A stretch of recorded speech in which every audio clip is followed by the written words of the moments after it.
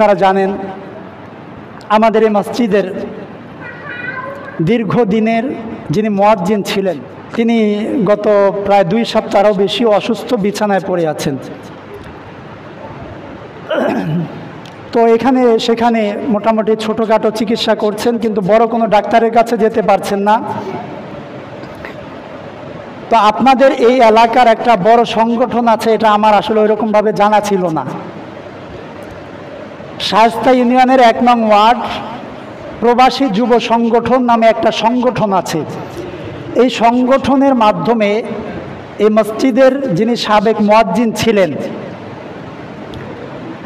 Dhaka popular প্রধান centre, যেটা popular hospital and diagnostic centre, প্রধান ভবন ধানমন্ডি কলাবাগানের পরে আর কি, সিটি কলেজের অপোজিটে, সেখানে এই সংগঠন প্রবাসী যুব কল্যাণ সংগঠন অত্র এলাকার এবং পার্শ্ববর্তী এলাকার যে সমস্ত প্রবাসী ভাইয়েরা আছেন এরা মিলে একটা সংগঠন তৈরি করেছেন।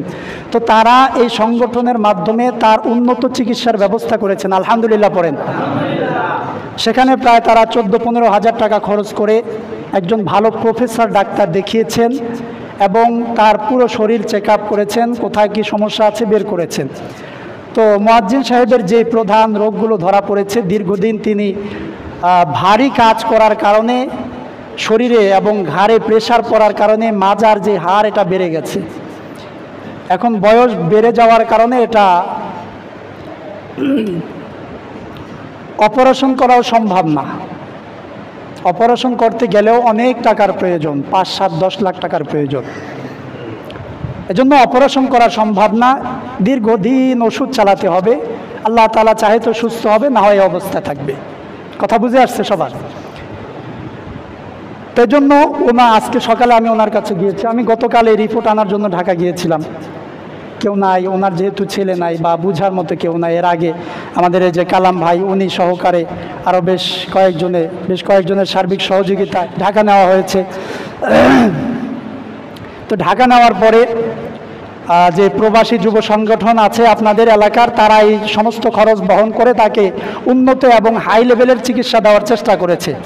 এবং তার এর উপরে আর চিকিৎসা হয় না, আসলে এর উপরে কোনো ডাক্তার দেখালেও কোনো লাভ নেই। যে রোগ ধরা পড়ে গেছে, এর উপরে আর কোনো রোগ হতে পারে না বা এরপরে চিকিৎসা হবে না, এই ওষুধ চালিয়ে যেতে হবে। এখন উনি আপনাদের কাছে, অর্থাৎ আমাদের যে মুয়াজ্জিন সাহেব আছে আপনাদের কাছে আর্থিক সহযোগিতা চেয়েছেন। যেহেতু আগে উনি কাজকাম করতেন, কখনো চায় নাই, যখন উনি পড়ে গেছে, দেয়ালে পিঠ ঠেকে গেছে, ওই সময় হাত বাড়াইছে। কথা বলেন ঠিক না? এজন্য আপনারা যারা এখানে ধনাঢ্যবান ব্যক্তি আছেন বা দানবীর ব্যক্তি আছেন, আল্লাহ তাআলা যাদেরকে তৌফিক দিয়েছেন তারা ওনার পাশে দাঁড়াবেন ইনশাআল্লাহ। দাঁড়াবেন না ইনশাআল্লাহ? যে যতটুকু পারেন ওনার ওষুধ চালাতে হবে, প্রত্যেক মাসে অনেক ওষুধ যাবে, তো ওষুধ চালাতে হবে। এরপরেও আপনার যে শায়েস্তা ইউনিয়নের 1 নং ওয়ার্ডের প্রবাসী যুব সংগঠন যেটা আছে, এই সংগঠন আশ্বাস দিয়েছে যে তারাও তার পাশে ইনশাআল্লাহ থাকবে এবং তারা আপনাদের কাছে দোয়া চেয়েছে। সংগঠন তো অনেকজনে মিলে, ব্যক্তিগত না, সবাই মিলে অত্র এলাকার যে সমস্ত তরুণরা বা প্রবাসীরা বিদেশে আছেন তারা মিলে এই সংগঠনটা চালাচ্ছেন। তারা, আমি শুনেছি আর কি, ইতিপূর্বে মাদ্রাসায় অনেক টাকা দিয়েছেন, এবার কোরবানিতে গরু দিয়েছেন, আলহামদুলিল্লাহ পড়েন। মাদ্রাসায় কোরবানিতে গরুর ব্যবস্থা করেছেন।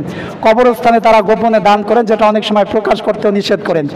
এরপরে আরও শুনলাম যে ওই মাহফিলের সময় পোস্টারের ব্যবস্থা করেন ইত্যাদি। তাদের চিন্তাধারা হলো যে সমাজব্যাপী বা দেশব্যাপী অনেক বড় একটা খেদমত করা। আল্লাহ তাআলা তাদের এই খেদমতকে কবুল আর মঞ্জুর করেন আমিন। তারা দোয়া চেয়েছেন আপনাদের সবার কাছে, এবং আপনাদের কাছে একটি মেসেজ হলো, যদি কেউ ভালো কাজ করতে চান এই সংগঠনের সাথে আপনারা জড়িত হয়ে, বা অনেক সময় 1000 টাকা 2000 টাকা দান করবেন। ওনারা যেহেতু কোনো অসুস্থ ব্যক্তিকে, ইতিপূর্বে আরও কয়েকজনকে আপনাদের এলাকার পার্শ্ববর্তী এলাকার বেশ কয়েক জায়গায় আর কি, সবগুলো বলা উচিত না, এরকম অনেক জায়গায় দিয়েছেন, টাকা দিচ্ছেন। তো আপনারাও চাইলে ওনাদের মাধ্যমে দিতে পারেন, আপনারাও শরীক থাকবেন ইনশাআল্লাহ। এবং তাদের জন্য দোয়া করেন যারা রেমিটেন্স যোদ্ধা আছে, এই এলাকার পার্শ্ববর্তী এলাকার যারা প্রবাসী ভাই আছেন, তাদের জন্য আপনারা দোয়া করবেন। আল্লাহ তাআলা যেন তাদেরকে সহি সালামতে প্রবাসের বাড়িতে তাদের স্বপ্ন পূরণ করার তৌফিক দান করেন আমিন। জোরে পড়ে না আমিন। আমরা আশাবাদী এই সংগঠনের মাধ্যমে পুরো দেশব্যাপী, যেরকম আসুন্না ফাউন্ডেশন শেখ আহমদুল্লাহ পুরো দেশব্যাপী কার্যক্রম চালাচ্ছেন, আমরাও আশাবাদী অন্তত সিংগাইর থানাধীন এমন একটা সংগঠন থাকুক, যেই সংগঠনের মাধ্যমে যদি কোনো অসহায় ব্যক্তি তার মেয়েকে বিয়ে দিতে পারে না, সেখানে বিয়ের ব্যবস্থা সংযম যা কিছু করা দরকার করে দিবে। আবার কোনো একটা মসজিদের কাজ বাকি আছে, তাদের সংগঠনের পক্ষ থেকে আর্থিক সহযোগিতা দিয়ে এটা সম্পূর্ণ করে দিল। কি বলেন, এটা সুন্দর হবে না ইনশাল্লাহ? ইনশাল্লাহ আমরা চাই এই সমস্ত ভাইয়েরা এগিয়ে যাক এবং আপনারাও তাদের সাথে যুক্ত হবেন, তাদেরকে ভালো পরামর্শ দিবেন। এরপরে কেউ যদি একেবারে হত দরিদ্র থাকে, অনেক বেশি বিপদে থাকে, তাদের সাথে পার্সোনালি যোগাযোগ করবেন, ইনশাল্লাহ তারা আপনাদের পাশে থাকার চেষ্টা করবেন ইনশাআল্লাহ। এই সংগঠনের নাম যে প্রবাসী যুব সংগঠন, শায়েস্তা ইউনিয়নের 1 নং ওয়ার্ড প্রবাসী যুব সংগঠন। আল্লাহ তাআলা এই সংগঠনকে কবুল আর মঞ্জুর করেন, পড়েন আমিন।